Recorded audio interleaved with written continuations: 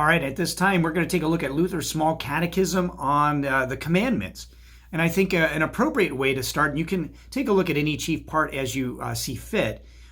Some start with the Ten Commandments right away. Others maybe lend themselves more to the Creed. Again, studying a summary of Christian doctrine, jump in anywhere you feel. But here's my thought on why we're kind of delaying studying the Ten Commandments.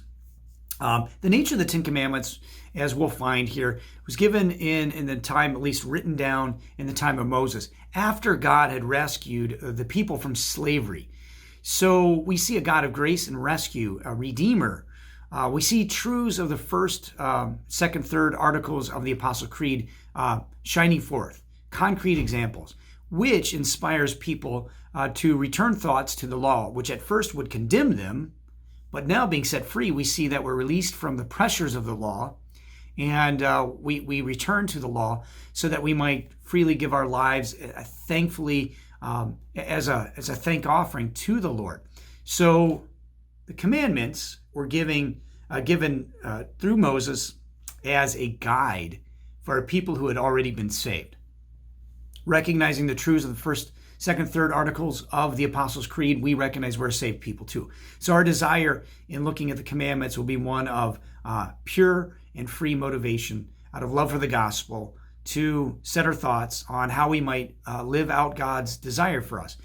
And in that, the byproduct, when we live according to God's design, we save ourselves from so much grief, or more so God delivers us from the grief of experiencing sin that is just destructive for us and which will pass down in future generations. So we're going to jump right into the first commandment here from Luther's explanation in the Small Catechism.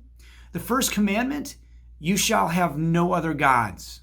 What does this mean? We should fear, love, and trust in God above all things. Very simple. Have no other gods. What does that mean? Fear, love, and trust in God above all things. And we'll talk about what it means to fear and love and trust in God. But for our first thought for today, as we begin to take a look at, because God has rescued us, why we would want to have no other gods, what it means to love Him, to fear and trust in Him, I want to ask you this thought. What thoughts come to mind when you think about God? Think about the Apostle Creed, right? The various truths that we find from there, or just various thoughts that you have. Any idea why God commands us, as first things, to have no other gods before Him? Those are the two questions for you today. What thoughts come to mind when you think about God? And why do you think God would say, I don't want you to have any other gods before me? With that, I want to read to you to help you kind of further yourselves along on thoughts about God. Psalm 139, which does such a great job in sharing with us in an illustration as the psalmist writes about God's view of Himself.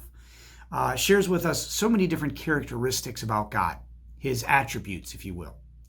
Psalm 139, selected verses. You have searched me, Lord, and you know me.